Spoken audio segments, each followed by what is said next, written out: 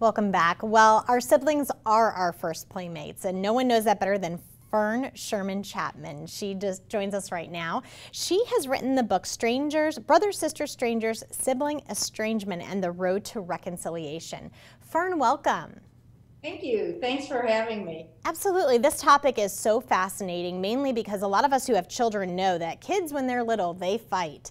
And when they grow up, sometimes these relationships can be complicated. Tell us a little bit about your book. So, I was actually estranged from my only brother for over 40 years. And when I had the opportunity to reconcile with him 7 years ago, I went out and looked for a book on sibling estrangement and couldn't find anything. And so I wrote the book that I had hoped to find.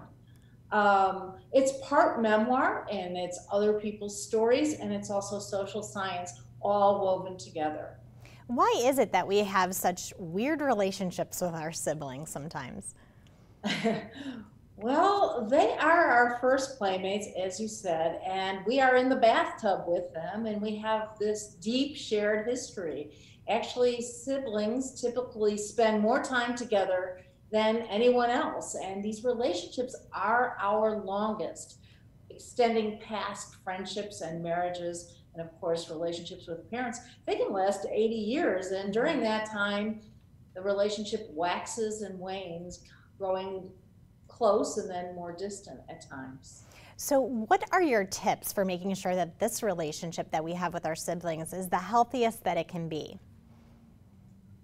Well, it's important to obviously invest in them, and you want to be able to talk directly. One of the biggest problems with siblings is that they never learned how to negotiate differences, and communication skills were never modeled in the family. And as a result, they don't talk about their feelings, they don't talk about their ideas, and that's a really limited relationship. So it's important that you can actually face each other, and if you have issues, sit down face to face, listen without interrupting and challenging each other's stories, and acknowledge each other with empathy so that you can continue to grow the relationship. That's so true. And how do you even explain the fact that sometimes we're often listening, but we're not listening? It's almost like if you have a little sister or even an older brother or sister, sometimes you're so used to communicating with them that you really do tune them out and then miss important things. What is your advice as far as communicating in that way and being a good listener? It's an interesting question. I think that there's a difference between listening and genuine listening. And actually, genuine listening is a show of love and support because you are actually seeing and hearing this loved one. And I think it's very important that we don't check out and just give sort of stock responses to anyone, but particularly a sibling. They need to be validated, and those relationships are important, and you want to cultivate them.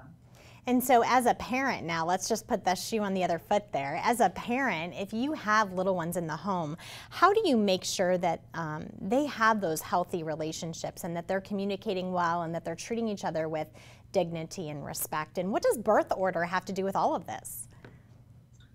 Well, I actually heard a really interesting point recently that speaks to what you're saying.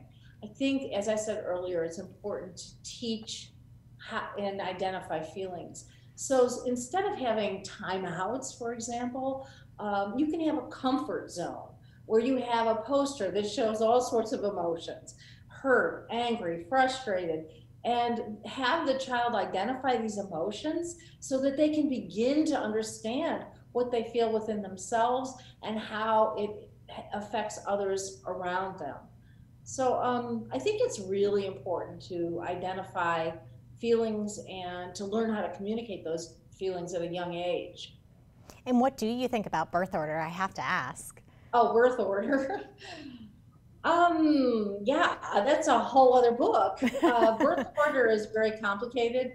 I have an older brother and I'm a younger sister, and clearly there are certain patterns of behavior in those places in the family. But I don't think any of it precludes a relationship with a sibling. I think, again, it's important to cultivate those very important experiences with a sibling. Fern Schumer Chapman, author of the memoir, Brothers, Sisters, Strangers, Sibling Estrangement, and the Road to Reconciliation. Thank you for being with us. Thank you. It was great to be with you, Jody. Thank you. Okay, we're going to take a quick break and we'll be back.